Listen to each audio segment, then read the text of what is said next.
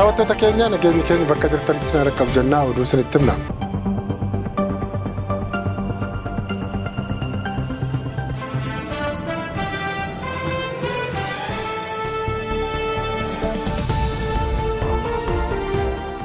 Ijaarsa dirree xiyyaaraa haaraa Abbuu Seeraatti ijaaramuuf jiru ilaalchisee Adda Bilisummaa Oromoo ibsa baaseera. Waggoottan 30 darban kana keessa qonnaan bulaan Oromoo godinoota Oromiyaa garaa garaa keessatti argamu yeroo adda addaatti sababa misoomaatiin lafa saarraa seeraan ala beenyaa baay'ee xiqqaa ta'een yookaan ammoo beenyaa homaatu osoo hin kaffalamiifiin buqqaafamaa ture jedha Adda Bilisummaa Oromoo. Buqqaatiin seeraa alaa kun manca'iinsa aadaa, afaan, seenaa, duudhaa, akaakilee fi guutummaa eenyummaa sabichaa balaa hamaaf kan saaxiledha jedhee keessattuu haalli qonnaan bulaa naannawaa Finfinnee irratti raawwatamee jiruuf jireenyaa fi hawaasummaa hundeerraa diigee maatii bittinneessuun sadarkaa daguuggaa sabummaatti ol guddatee jira jedheera. Haaluma kanaan gosoonni Oromoo akka Eekkaa, Galaan, Gullallee, Abbichuuf qe'ee handhuura isaanii irraa dhabamsiisuun har'a gosoonni kunneen eessa akka jiran hin beekamu jedheera. Finfinneen baay'ee bal'attee baay'ee guddattee guddinni ishee awwaala gosoota Oromoo kana irratti dhugoomee ka jedhu ibsa baa'oo bara 2014 hojiitti hiikamuuf kan karoorfame. Maaster pilaaniin Finfinnee diddaa qindaa'aa qeerroon Oromootti kitimeen waan maksame fakkaatus dhiyeenya kana karoorri sun keessa deebi'amee sududaan hojiitti hiikamaa jiraachuu mallattoolee baay'ee argaa jirraa jedheera. Sirna mootummaa badhaadhinaa karooraa maaster pilaanii duraan waan maksame fakkaate sana daran babal'isee hojiitti hiikuun jireenya qonnaan bultoota Oromoo yaaddoo fi balaa hamaaf saaxileera jedheera. Dirreen piroojeektii xiyyaaraa Abbuu Seeraatti ijaaramuuf karoorfames qaamuma itti fufa maaster pilaanii kanaan duraan karoorfamee ta'uun haalli amma raawwatamaa jiru ni agarsiisaa jedheera.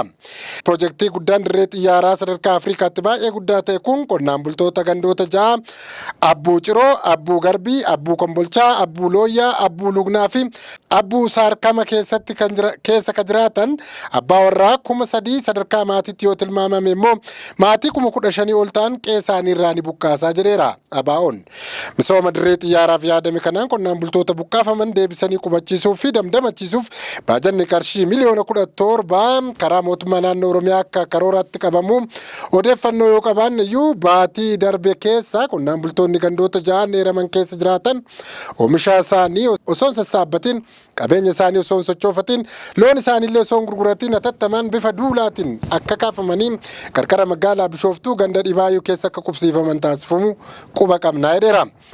Qonnaan bultoonni Abbuu Seeraa akkuma qonnaan bultoota Eekkaa, Gullallee, Galaanii fi Abbichuu lafa isaanii irraa qofa osoo hin taane aadaa, afaan, seenaa, duudhaa Oromummaa fi abdii egerees ofirraa buqqaafamu jedhee mancaatii eenyummaa saba tokkoo beenyaa hagamu kaffaluun hirpuun hin danda'amu jechuun Adda Bilisummaa Oromoo komateera. Abaa'oon misooma dirree xiyyaaraa haaraa kanaa wal qabatee akkaataa itti qonnaan bultoonni Abbuu Seeraaf itti buqqaafamaa jiran baay'ee kan isa gaddisiise ta'uu ibsee adeemsi raawwatamaa jiru adeemsuma qonnaan bultootaa Tuulamaa, Gullallee, Eekkaa, Galaanii fi Abbichuu lafarraa dhabamsiisedha jedhee amanaa jechuun ibsa baaseera. Qonnaan bultoonni buqqaafaman karaa qajeelaa ta'een qaama piroojeektichaa taasisuun akka qooda isaatti abbummaa dirree xiyyaara sanaa gochuun osoo danda'amu faallaa kanaatiin qonnaan bulicha buqqisanii bittinneessuun gocha daguuggaa eenyummaa sirnoonni darban Oromoo irratti raawwataa turan kan itti fufsiisudha jechuun himeera. Kana waan ta'eef jedha Abaa'oon mootummaan piroojeektii dirree xiyyaara Abbuu Seeraa akka haaraatti ijaaramuuf karoorfame kana keessatti qonnaan bultoonni Abbuu Seeraa gandoota 6 keessaa buqqaafaman beenyaa muraasaan gaggeessuu osoo hin taane qonnaan bultoonni kunneen buufata xiyyaaraa kana keessaa abbummaa qabeenyaa isaaniif malu akka kennamuuf gaafateera. Itti dabaluunis abbummaan qabeenyummaa kunis harcaati tokko malee abbootii qabiyyee lafaa fi dhaaltota isaanii akka hammatus taasisu qonnaan bultoota buqqaafamanii deebisanii qubachiifaman kanaaf bu'uuraalee misoomaa kanneen akka mana barnootaa, manneen wal'aansaa, tajaajila bishaan qulqulluu fi ibsaaf kan kana fakkaatan hatattamaan akka guutamuuf qonnaan bultoota kanneen mancaatiin eenyummaa akka hin qunnamneef kunuunsi addaa akka taasifamu yaadachiiseera. Akkasumas gaafateera.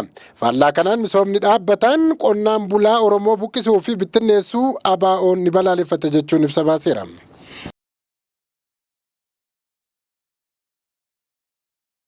Abbaan taayitaa sirna nyaataa fi qorichaa Itoophiyaa oomishaalee aannanii Nestle ilaalchisuun akeekkachiisa baase. Abbaan taayitaa sirna nyaataa fi qorichaa Itoophiyaa odeeffannoo dhaabbataa Nestle jedhamu irraa argateen oomisha nyaataa daa'immanii fi ijoollee xixiqqoof dhiyaatu kan maqaa Naan Special Pro HA 0 up to 12 jalatti oomishaman keessatti baakteeriyaan daddarbaa ta'e argamu hordofee of eeggannoo baasee jira. Akeekkachiisni kun amajjii 8 bara 2016 kan bahe yoo ta'u, oomishni sun gabaarraa hatattamaan akka ittifamuuf uummanni itti fayyadamuu akka dhaabu waamicha dhiyeesseera. Oomishni sun rakkoo akka lakkoofsa oomishni sun eessatti oomishame yoom akkamitti oomishame hordofuuf fayyadu 5166 0742 F Faa 3 akkasumas guyyaan oomishame waxabajjii 15 bara 2025 guyyaa oomishni kun itti tajaajilaan ala ta'u muddee 15 2026 fi ulfaatina giraama 800 dabalatee ragaan barreeffame irratti keessumaa lakkoofsa oomisha 5166 0742 F3 qulqullina qabaachuu dhabuusaa mirkaneesseera jedha. Abbaan taayitaa sirna nyaataa fi qorichaa Itoophiyaa biyyattii keessatti namni oomisha kana arge kamiyyuu hatattamaan dhaabbatichaa fi eeroo akka kennuu qabu akeekkachiiseera. Akka dhaabbanni Nestle kan oomisha kan dhiyeessu ibsetti faalamni kun summii baakteeriyaa Bacillus cereus jedhamu irraa kan dhufe ta'uu himeera. Abbaan taayitichaa oomishaalee dhaabbatichaa biroo irrattis qorannoo adeemsifamaa akka jiru ibsuun odeeffannoo dabalataa akkuma argameen yeroo dhiyootti ibsi haaraan uummataaf ni baha jechuun kaaseera.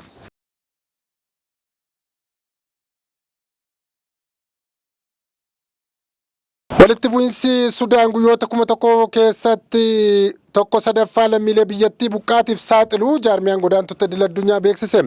Walitti bu'iinsi Sudaan keessatti waggaa 3 darbaniif gaggeeffamaa jiru lammiilee biyyattii harka 3 keessaa harki tokko qe'ee irraa buqqa'uu kan taasise yoo ta'u, addunyaa irratti rakkoo buqqa'iinsaa yeroo gabaabaa keessatti namoota hedduu saaxile ta'eera jechuun dhaabbanni godaantota idil addunyaa ibseera. Dhaabbanni godaantota idil addunyaa gabaasa baaseen erga walitti bu'iinsi eebila 15 bara 2023 ka'ees guyyoota 1000 keessatti torbanitti giddugaleessaan taateewwan buqqeensa kakaasan 5 kan mudatan yoo ta'u, kunis hawaasa hedduu diiguun namoota miiliyoonaan lakkaa'aman qe'ee isaanii irraa buqqiseera. Dhaabbatichi yeroo kana keessatti taateewwan buqqeensaa kakaasan 743 galmaaniiru jedhee isaan keessaa 524 walitti bu'insaan kan wal qabatan yoo ta'an 219 immoo balaawwan uumamaa akka lolaa fi ibiddaa of keessaa qabudha jedheera. Ragaa dhaabbanni godaantota idil addunyaa walitti qabeen namoonni miiliyoona 15 ol ta'an qe'ee isaanii irraa akka buqqa'an kan ibsu yoo ta'u, yeroo rakkoon kun sadarkaa olaanaa irra turetti namoonni miiliyoona 11 fi 558 Sudaan keessatti buqqaatota biyya keessaa ta'uun galmaaniiru jedheera. Namoonni miiliyoona 4tti dhiyaatan immoo daangaa ce'uun biyya ollaatti baqataniiru jechuun jaarmiyaan kun kaaseera. Ministeerri dhimma alaa Chaayinaa daawwannaa Somaaliyaatti taasisuuf ture jedhamee haquu gabaafame. Wang Yi ministeera dhimma alaa Chaayinaati. Daawwannaa seenaa qabeessa Afrikaatti taasisaa jiruun sagantaa gara Somaaliyaatti imaluuf ture hambisuusaa ministeerri dhimma alaa Somaaliyaa jimaata kaleessaa beeksise. Daawwannaan kun qaama imala Afrikaa kan tooftaa daldalaa cimsuuf karoorfamedha jedhamee ture.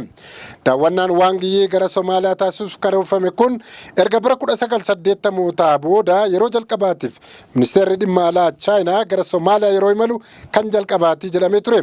Kunis erga Israa'el Somaalilaand beekamtii biyyummaa kenniteen booda. Qondaalonni ministeera dhimma alaa Somaaliyaa Rooyitersiif akka gabaasanitti sababni sagantaan daawwannaa kun yeroo biraatti darbeef booda ni ibsamaa jedheera.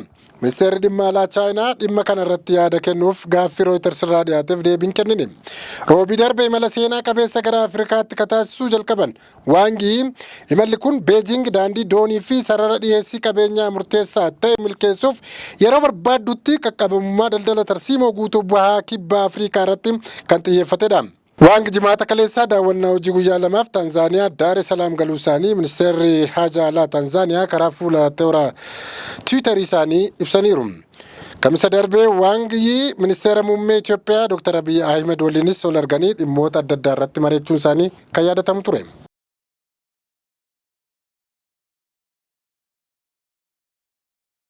Egaan kabajamtoota daawwattoota keenya oduu har'aaf jenne galmaan goolabnaa turtii gaarii isiniin jenna.